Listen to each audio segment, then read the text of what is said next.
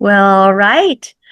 Today on the Quixotic Heights show, we're joined by a true storytelling chameleon, Susan Kite, with 13 books, with another one on the way soon. She's got amazing stories to tell. She's mastered genres from science fiction to whimsical children's tall tales, and even penned stories in the world of Zorro. So whether she's crafting distant galaxies, playful animal adventures, historical sword fights, Susan really brings out the imagination, the heart, and a deep love for storytelling. Everything she writes is amazing. I know because I've either read them or I've been part of a critique team. So, in our conversation today, we're going to explore what it really means to write across different genres and how to keep that creative spark alive, and what she's learned from a lifetime of literary adventures. So, get ready to be inspired, folks. Welcome, Sue, to Quixotic Heights. Well, thank you for having me. I appreciate you. Absolutely. Of course, I had to have you on.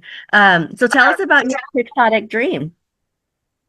Um, well, in the past, the stories were in my head. I was always um, feeling these stories, yeah, but I didn't write them down. I wish I had. I just wanted to finish something someday, and that came when my kids were in high school and about graduated, which means I'm a little bit older. I'm giving away my age. Um, but I wanted to write something. I wanted to finish something. And when and I did. I finally did back in the 90s. I had to borrow the computer, but I finally did. It wasn't very good, but it was finished. And that was my first dream. My second was to have something in published, and that happened in 2010. It took a while, but that happened, and I just Congratulations feel on very that. fortunate. Thank you. I just feel so fortunate that everything has fallen into place to allow that to happen. Yeah, So, it seems to snowball pretty fast, and we'll get into your books in a minute. But what made you decide to go different genres? Because I mean, first of all, writing is hard. So many of us out there say, "Oh, I'm going to write a book someday," or we start and then we never finish. And so finishing a book. It doesn't yeah. matter how big or small, just finishing one is quite an accomplishment. Congratulations there. But yes, why did you pick different genres? Um, when I was growing up, I read different genres. I mainly read sci-fi, but I also read fantasy. I read historical. I read, um, I watched a lot of TV. So I I figure that whatever, I think the term is trips your trigger.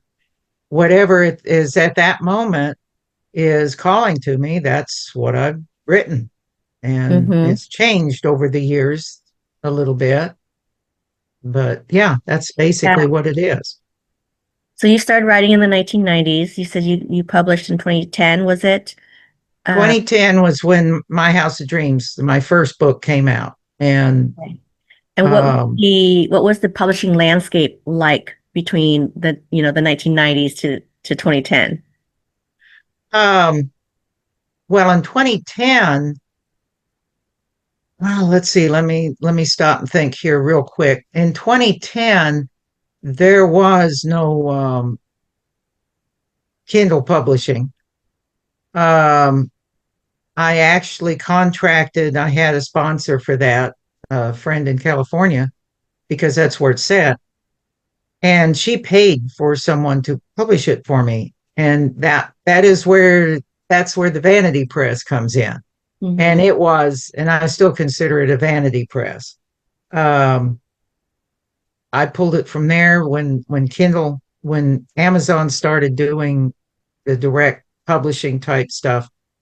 I pulled it and I had no clue what to do. So I had the manuscript, I had the cover.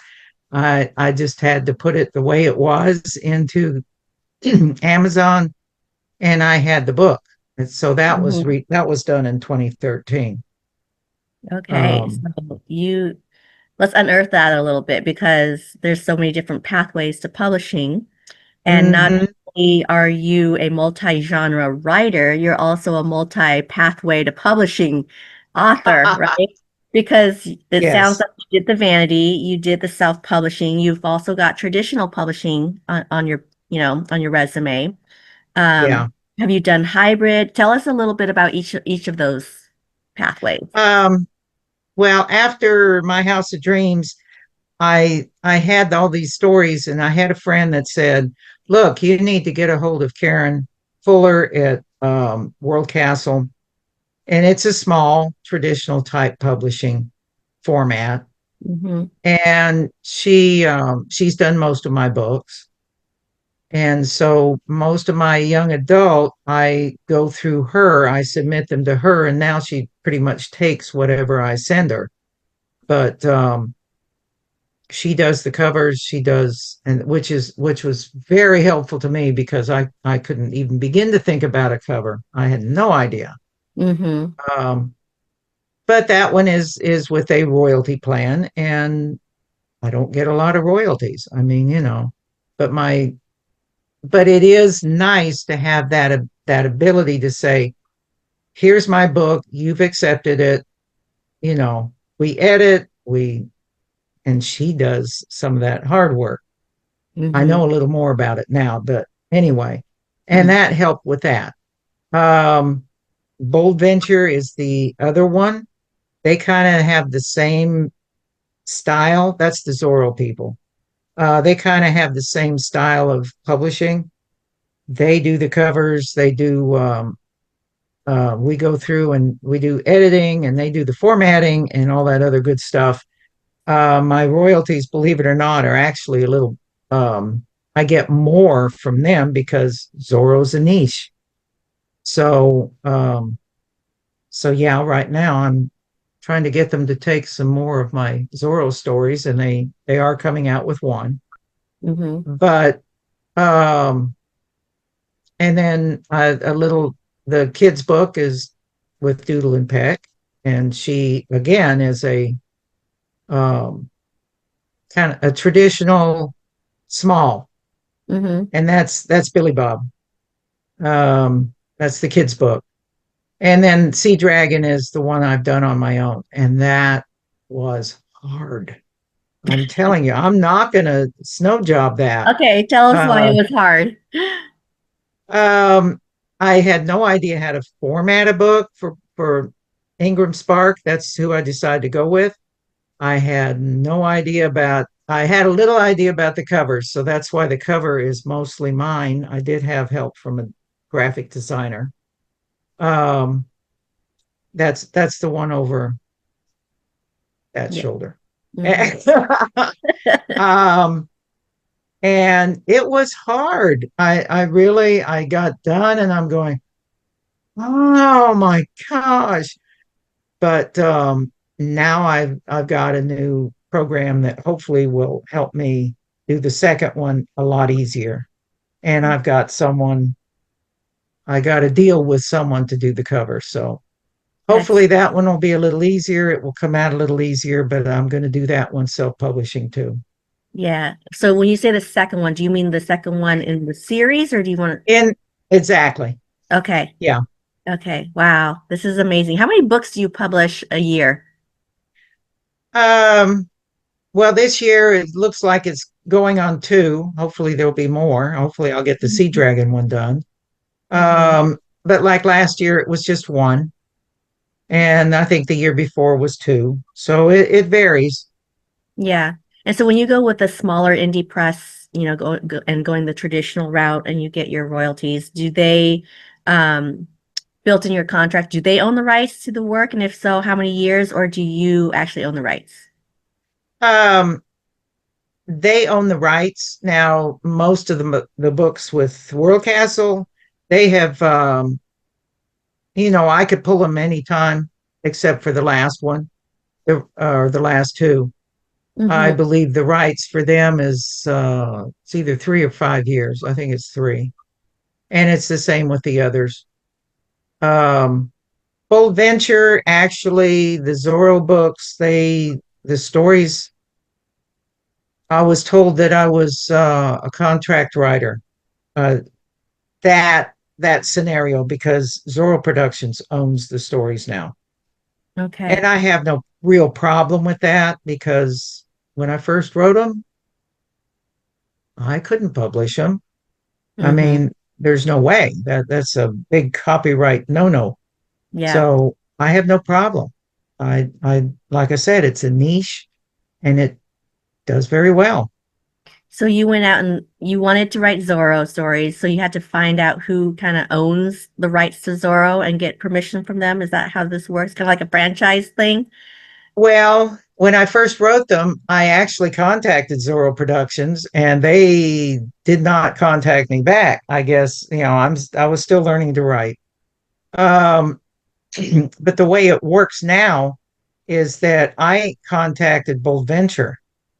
They sent out vibes that they wanted fan fiction writers to write stories for an anthology, and they Hmm. put out three, and I've got a story in each one.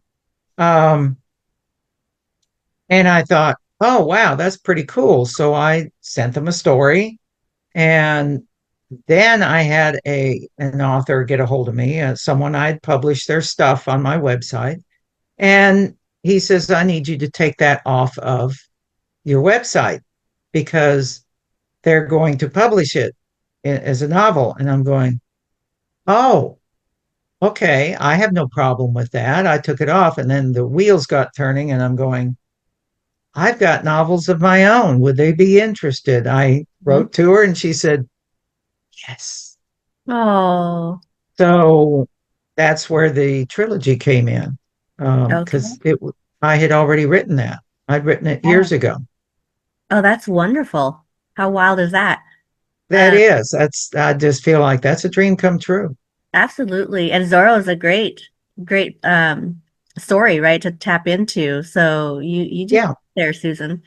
Let's talk about Sea Dragon because why did you choose to self-publish that one? Um, I wanted to see if that would increase royalties, if and I think good marketing increases royalties. It doesn't matter if it's self-published or with a traditional. Mm-hmm. It's just that if I can find that area where people are wanting to buy that kind of a story, I'll just get more royalties. That Yeah. hasn't happened yet. Okay. So marketing is definitely the key, which we're all as Marketing is, authors, yeah. we're guilty of. Yep. Yep. Yep. I just had a question in the back of my head and now I forgot it. Gosh darn it. That's okay. We'll move on. Um, so how do you decide which genre to write next or what book to write next? Because you are, I call a mother, Mauthor, a mother, right? You're a 14 book babies. And it's like, which one's your favorite? How do you decide, what you're going to promote and what are you going to write next? So answer Mm. all those questions for me. Um, that's kind of tough because right now I'm not writing any new stuff.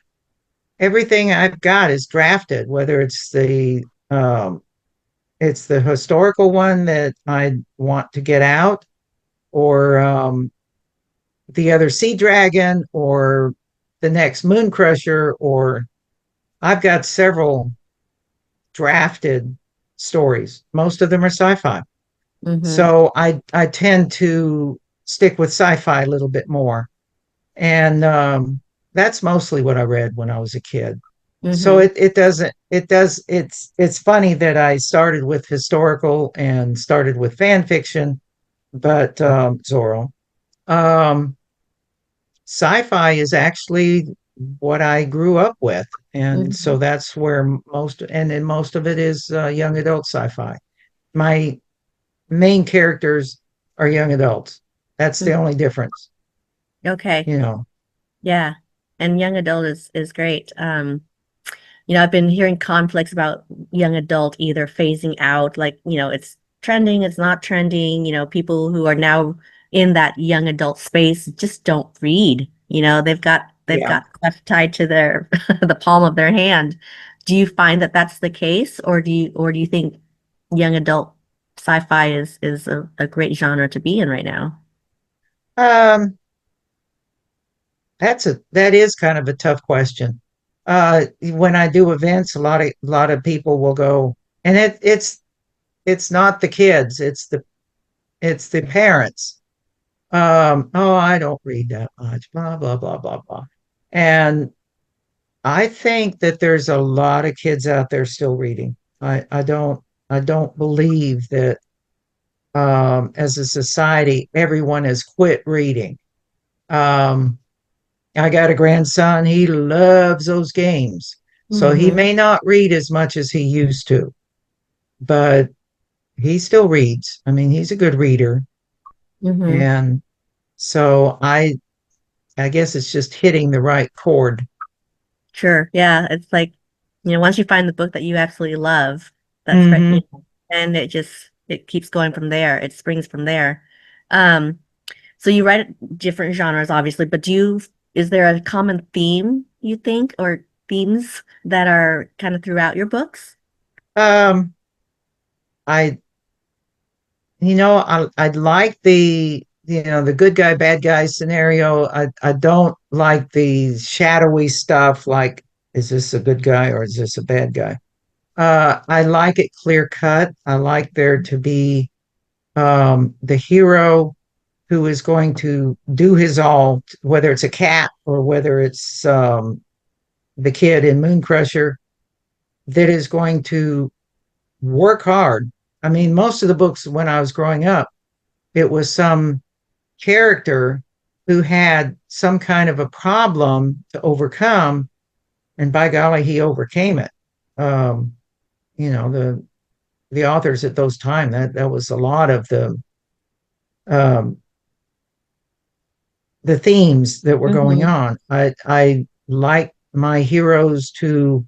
I don't have them in white hats and as opposed to the bad guys with their mustaches. Mm-hmm. Um, but I like my heroes to. I like them to have an innate goodness, Yeah. kindness. They're going to, in my fantasies, TB the cat, he was kind. He was out to save the little girl or to Mm-hmm. save his dog buddies, you know, and he was heroic. So I like them that way. Yeah.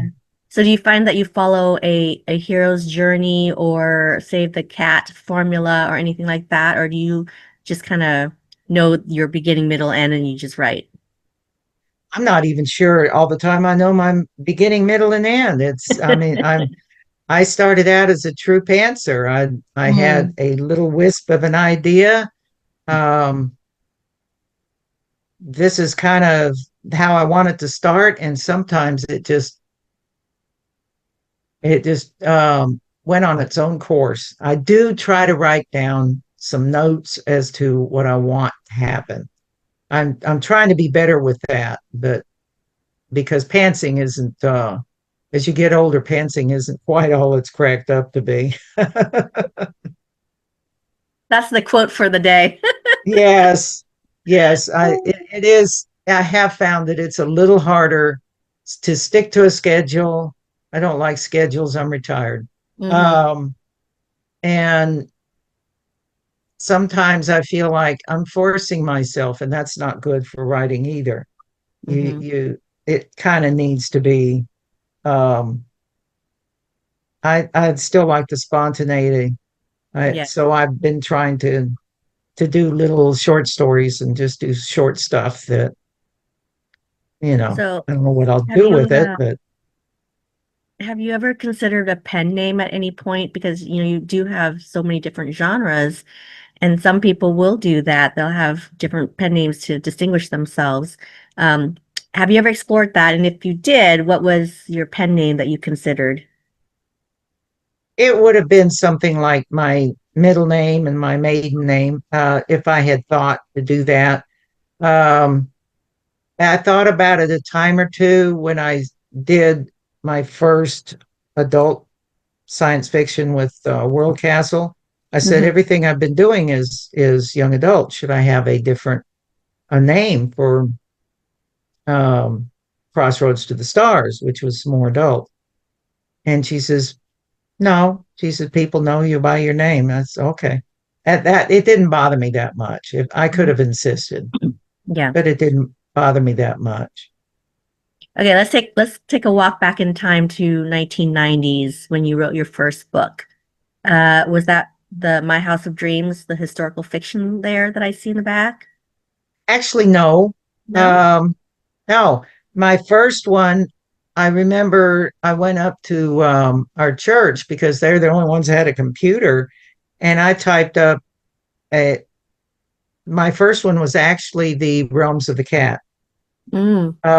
because we still had him at that time, TB the cat, and I was I was just fascinated with this cat, and so I came up with the stories about, okay, what would he do if blah blah blah, and so my first story was the Realms of the Cat. Didn't have a name yet, but it Hmm. was about TB, and almost on its heels was the first of the Zorro stories, the Oh, Pacific Odyssey Zorro stories. wow. That's a quite the change from, that's quite the Yeah. So when did you go back to the cat story and then write First Realm? How much time had First Realm came out in the 20 early, either 2019 or 2020. And I just thought, I need to develop this. It was very short. Mm-hmm. Um, so I put some other stuff in it and had fun going over it. And World Castle took it. They were okay with it. And yeah, we went round and round on the cover. I wasn't sure I liked the original cover, but it made some incarnations, and yeah.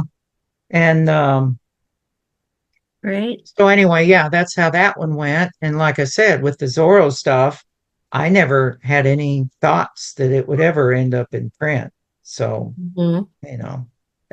AO3, Yeah. fanfiction.net, stuff like that.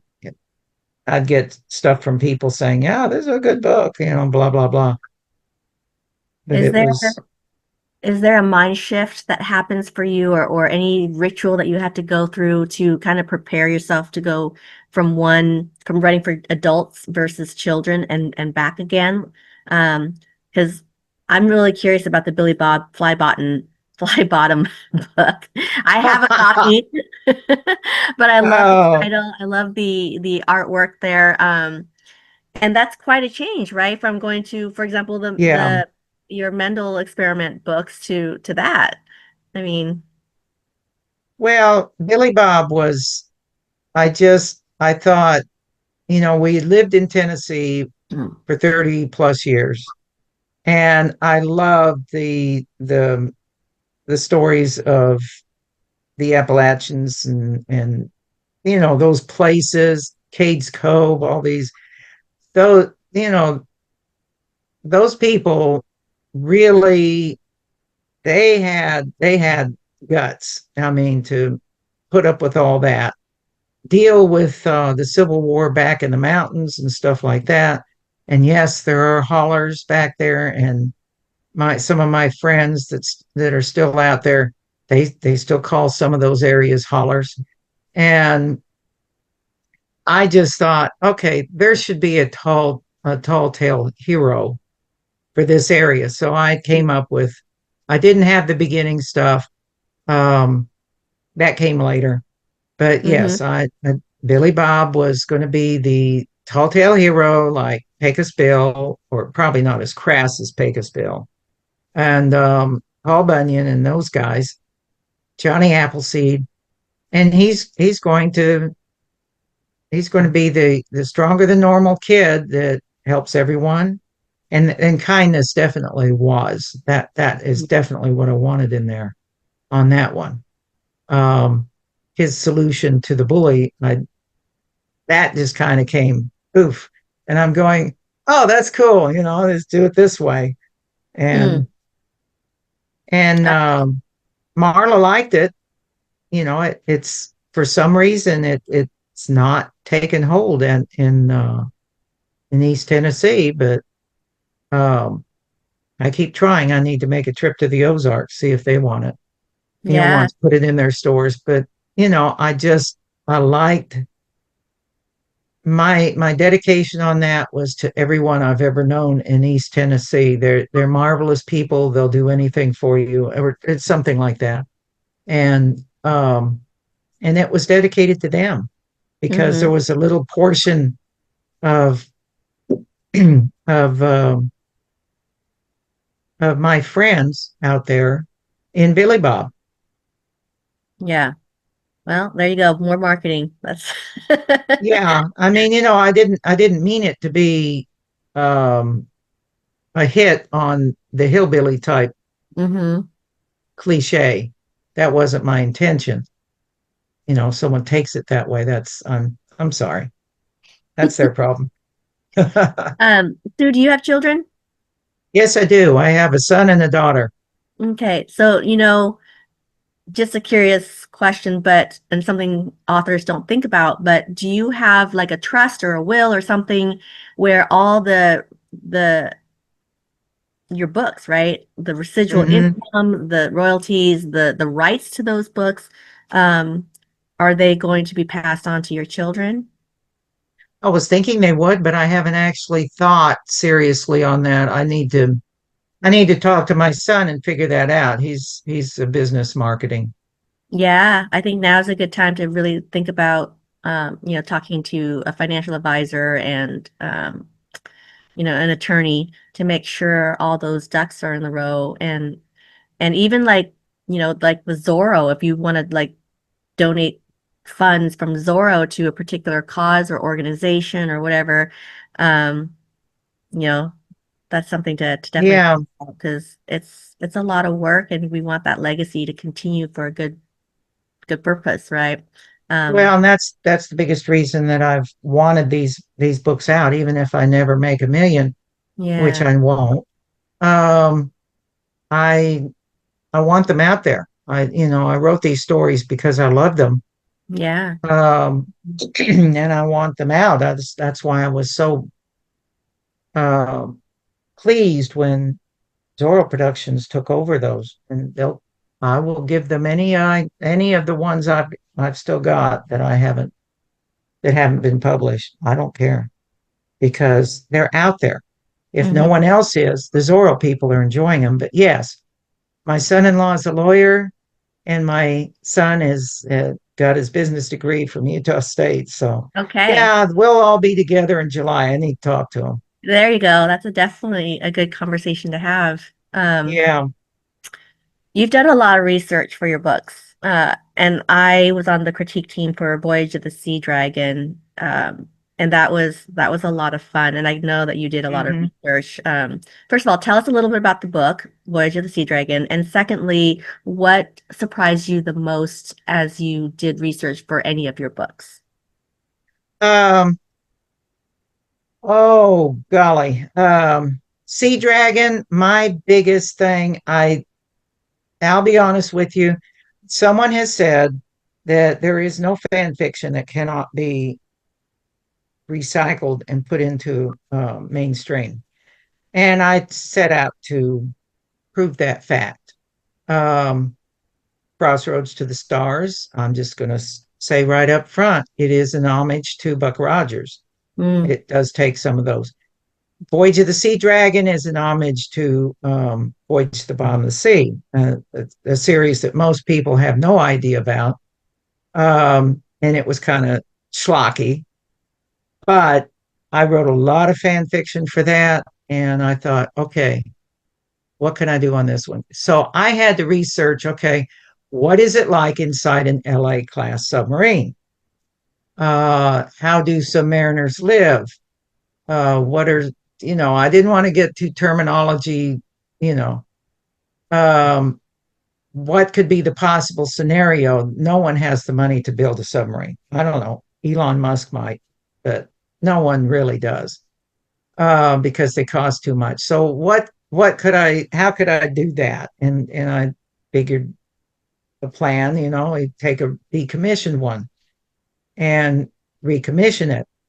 Mm. Um, so yeah, I had to do the research. I found a little oh shoot, now my brain is just going smarter every day type thing. I can't think of the guy's name, but I watched his videos of when he was able to go on to an LA class submarine for a day. And, you know, but anyway, I had to do a lot of, there wasn't a lot of printed information about um, the ballistic submarines. Mm-hmm. It was tough. Um, I actually did more research for My House of Dreams, but and that was where I had the real surprise because I did not have a name for My House of Dreams back in the early 2000s. I wasn't sure what to call it. I had the rough draft written out. I let it sit for a while. And then I went back and did some more searching. There's a little bit more on the internet. And I got stuff from, um,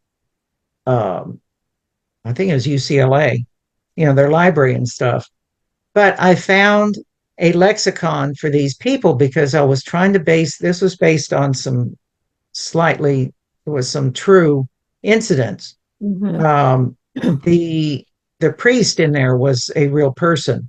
So I used him, Antonio Perry. I used him.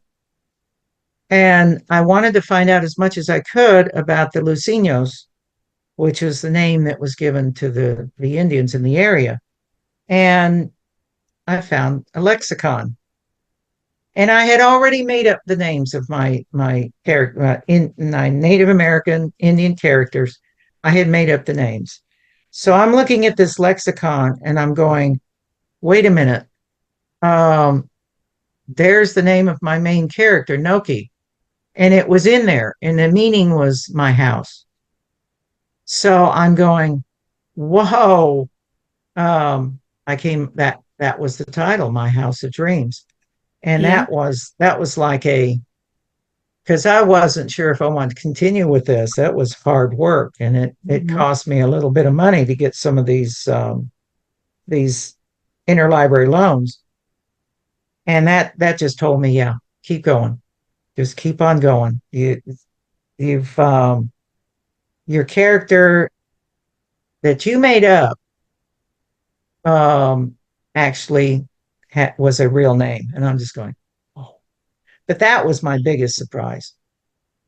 Is there a little bit of you personality wise in any of the characters or any of the books? Because I look at your covers and I'm like, well, in Sea Dragon, we're dealing with aliens and submarine stuff, right?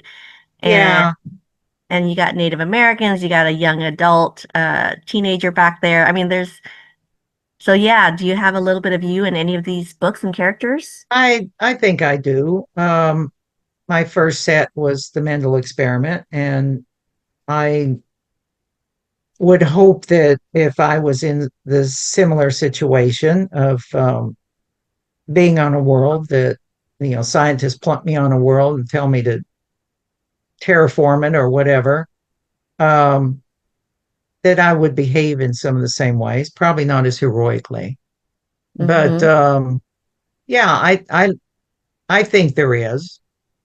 Um, I thought it was funny when I first did Mendel experiment and I had a critique group in Athens, Tennessee. Someone said, "Dang, that sounds a little bit now. This is off. Sounds your writing sounds a lot like Andre Norton's." And I'm going, "Oh, that was a compliment. That was such a compliment because I know she put herself in her books, Mm-hmm. and that's what I tried to do into my characters." That's Even nice. though it's Diego de la Vega, you still have a little bit of you in the story. Yeah.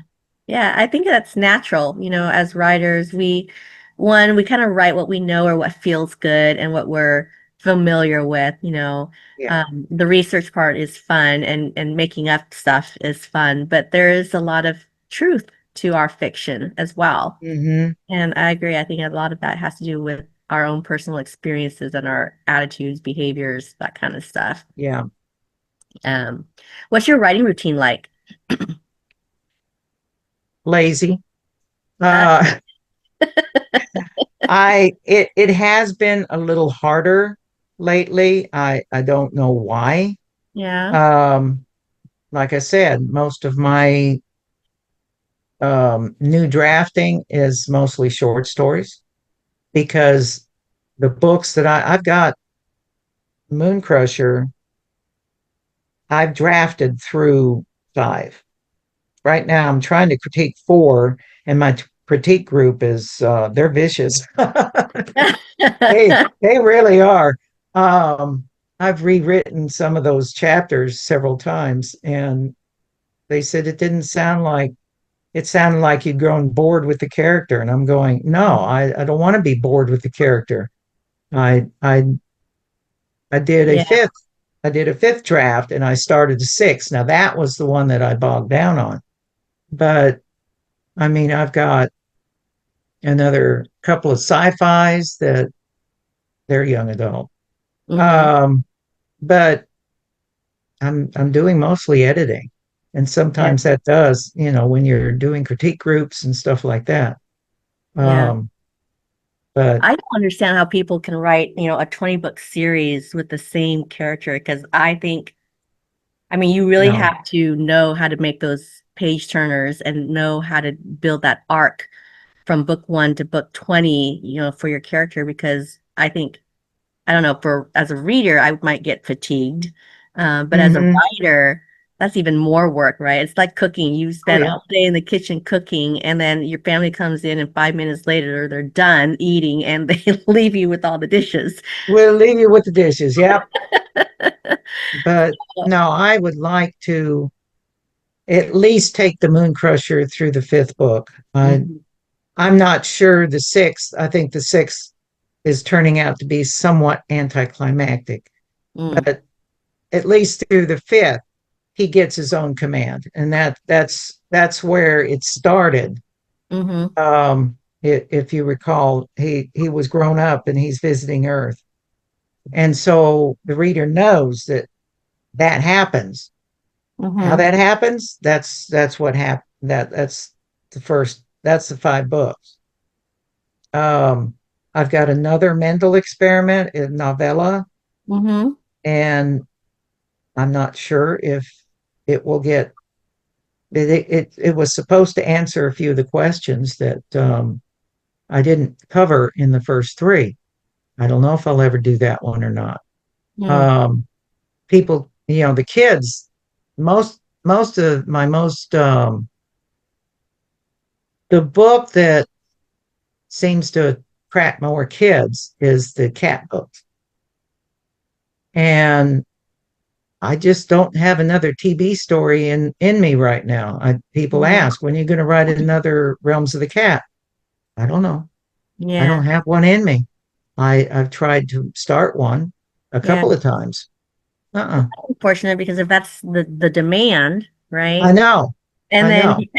Of course, I do have another cat, a tiny bit younger group, Mhm. but I'm hoping to I'm hoping to get that off the ground. I've rough drafted that one and Maybe you submitted can that. merge the two. I don't know. Well, originally the cat in the Kaya and the nasty neighbor was a character that was in the realms of the cat, Mhm. the Siamese kitten. Ah, Dang. But if I'm going to do that with a different publisher or self-publishing, I couldn't have it attached to Realms of the Cat or for um rights yeah. purposes. Yeah, makes sense. Okay. So I changed it. It's still a Siamese cat, but I changed Yeah. it to a different name. Yeah. Not quite the Yeah. spin-off, but something. No, and Yeah. it's a shorter book. It's more in the Billy Bob range of readership, Yeah. but it's a cat. and the cat has friends. I mean, the Melvin character has been changed to Booger, and yeah, Words people. kids like. Oh yeah, and kids would love that one. Hmm. Booger the old cat that can't climb over the fence. And I think I renamed Butch into Frodo. Oh. Basically kind of the same critters, but Hmm. yeah. Hmm. But yeah, I wanted to try to do something a little different there. Were there any books that really sparked like huge fan reactions to that surprised you? The Zorro, Yeah. actually, yeah, the Zorro did. Um, my first royalty check, I'm sitting there going, whoa. And that's funny because Zorro Productions takes half right off the top. Mm, And then the rest is split between Bold Venture and me. And I don't know what kind of a deal they did with the illustrator for those first three books. They're hmm. amazing. Of Yeah. course, the last one is amazing on, you know, the different style. Yeah. But I don't know, I don't know if you can. Yeah, hold it to your face. Hold it up to your face. Um, yeah, we're not seeing it, Sue, but if you want to hold it closer to Okay. your face, people can see the cover. Do you want to do a reading for us? A little excerpt from the book? Okay. And actually, I decided since we are talking a little bit about Zorro that I would do that one. Um, and it's in the very quickly, the scenario on this one is my thought was what would happen if Diego de la Vega was kidnapped Mm-hmm. and put on Shanghai, basically, put on a ship, and he ends up in China. How does he get home? How do the people back home cover for him? Mm, Because he's Zorro. So, and I tried to um, when he's been Shanghai, I tried to give, what would happen if you were jerked away from and put into slavery, basically. He's an aristocrat. But this is from the chapter 8. The clanking of chains and the chanting of many sailors singing in unison wakened Diego and the others just before dawn. He sat up and gazed around him. What memories he had of the past few days returning quickly. The shadowy outline of the docks of San Diego beckoned to him. Surely I can swim that distance. His hand gripped the rail and he began to stand, but the weight around his ankle brought Diego back to stark reality. He turned in the pre dawn dimness and saw his fellow prisoners were also awake and gazing at the shore. Turning again, the caballero gazed at the distant hills, seeing the barest hint of rosy color on their crests. He smelled the juniper and sage. Even the distant stench of the tannery held an attraction for him. Squeezing his eyes shut, Diego saw vaqueros setting out from their camps to gather the steers in for the slaughter. The cook scraping off chunks of dried beef for the midday stew. His father looking over the ledgers, the small steel-rimmed reading glasses perched on the end of his nose.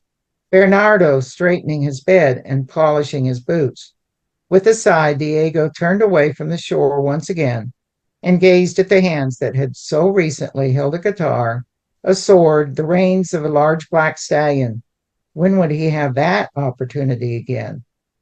The ship rocked gently, but that too seemed to pound futility and hopelessness into his heart. Ah, Santa Maria, only you can provide a miracle. Only you can help us, Holy Mother. We are the same here, my fellow Californianos and I. There is no rich or poor. We are wretches ripped from everything we know. thank you. Thank you for reading that. That's lovely.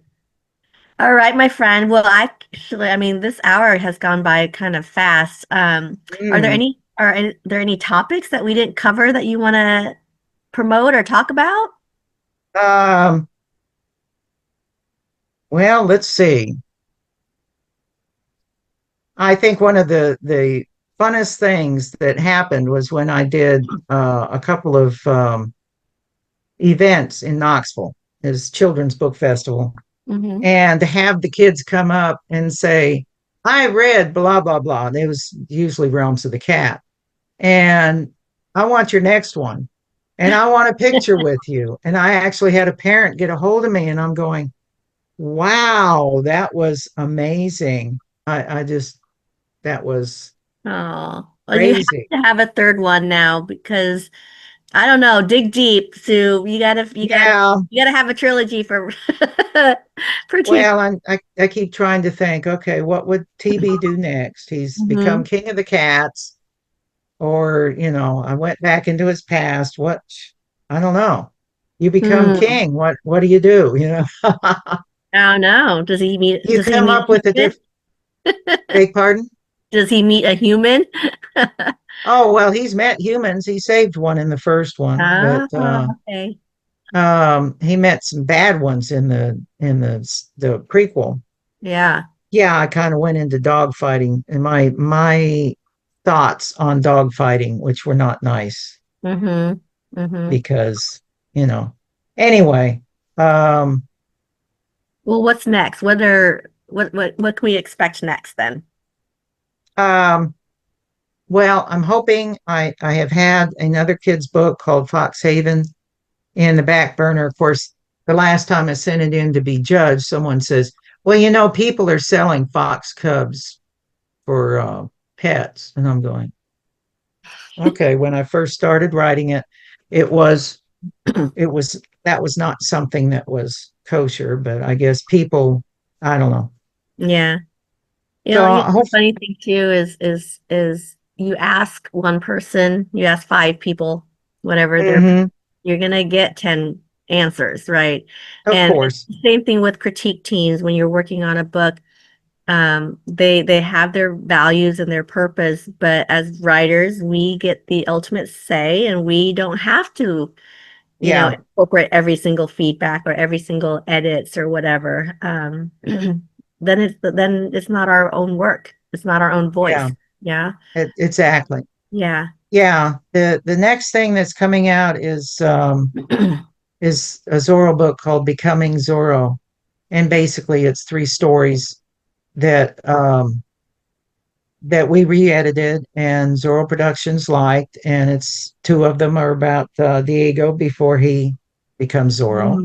The origin And stories. I love those. yeah, you think about, okay, someone has to have a particular quality to do something like that. And they've at any of the superhero Hmm. character things, there's been some of that. Um, and this Fox one that's very short. Again, it's more like a very young middle grade, and that one actually won a first place at OWFI. So I was pleased about that. That gave me a little bit of vindication. Yeah, and for listeners who don't know what OWFI is, it's the Oklahoma Writers Federation Inc. Um, they have a conference every year, a writers conference, and it happens in May in Oklahoma City. So definitely check that out because it's one of the best conferences that I've attended It and is. spoken at. They really do treat their speakers and their attendees well. Yeah. That's the one I will always go to. I have gone, I think, for 4 years now, and I Mhm. don't plan on stopping anytime soon. Yeah. Very, Well, very if you keep reasonable on too. writing, you can't stop going to these conferences. The problem becomes they have a bookstore, but they only want you to bring, well, this year it was three Five. titles. And I'm Oh, going, 3 times. was it five? I thought it was three because I only had the No, Moon it was Crusher five books. because I had 5 books there at OWFI this Oh, past you're year. special. No, but it I is don't hard to know. choose amongst your book babies, and it really has to do with, what's the flavor of the year and what's selling, Mhm. obviously Zorro's selling, your cat books, maybe, I don't know, but you got to pick what's going Yeah. to resonate with the attendees, you know. Oh yeah. Yeah. Yeah. So yeah, I do the best. Yeah, and like I said, that other cat story. I Hmm. figured if I don't have any more TB stories, then I can because we did have a nasty neighbor, because this is where you're right. Yeah. Um, bullies are everywhere. You know that. You've done a book about bullying. And Hmm. so yeah, I've got different ideas for Kai. I just need to Yeah. get the first Yeah. one out there. I think And then bullying of course, is a hot topic, and I think yeah. will always be because, even in our superhero world, there's always going to be bullies. And Hmm. yeah, it's a great theme to tackle. Oh yeah, it really is. The underdog. Hmm. Um, I mean, even the passage that I read, Diego was bullied. He was the underdog. And he found out what it was like to be the underdog because, you have this rich aristocrat that goes out to save people. And yes, that's wonderful. But if you don't know how it is from the other side, hmm, interesting. I that was the other thing I wanted to tackle there. Good. Well, we You look know, forward you to more books from you. And where can listeners follow you to learn more and keep updated on your shenanigans? uh it's very simple. It is something I have kept for years and years, and I wasn't going to give it up when I had to change my website. Bookscape.net. Bookscape.net. Okay. Yeah, I love it. that's yeah, Escape into books is my guess. that is. There was a what Dreamscape Hmm. was I think something on the new age venue, and I thought, oh well, Bookscape. Yeah, I like it. So so Bookscape.net. that's yeah. So that's the place to go. It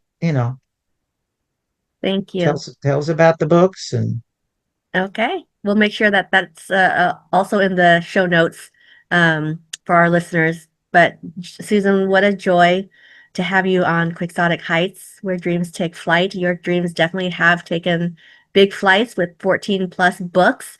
And I mean, I look forward to continuing to see what else you put out there and what genres you might put out there. I mean, I don't know, you haven't done well, there might be a little bit of romance, but what other genres would you not or would you not do and what you would consider doing? Because I mean, I I there's might consider a mystery if okay. I romance. No, I have done some in my fan fiction, but Hmm. and I do have Diego Perez in Moon Crusher kind of sweet on his um Gerlach friend and comrade. She's cat-like, Hmm. but I haven't developed it. Okay. Well, I can't wait. And you've definitely proven that creativity has no bounds. No boundaries. So thank you for writing all the genres that you do write. Listeners, we're wrapping up on Quixotic Heights. So whether you're interested in books for young readers or sci-fi action books, Susan Kite definitely is the storyteller that you want to follow. We hope that you feel inspired today. We hope that you learn something new. In either in your own writing or in Susan's writing, but be sure to check out her work. Be sure to write reviews because we love reviews and help Oh, us yes. to not only be better writers when there's something constructive written, but also it helps put food on the table. I mean, we have new readers discover our books and take a chance on new writers that they haven't read before. So those reviews mean a lot. Until next time, please keep reading, please keep writing, and keep chasing those big, wild stories. Thank you, everyone. and and thank you. And thank you, Sue. And until next time, I'm sure I'll see you at another conference very, very soon.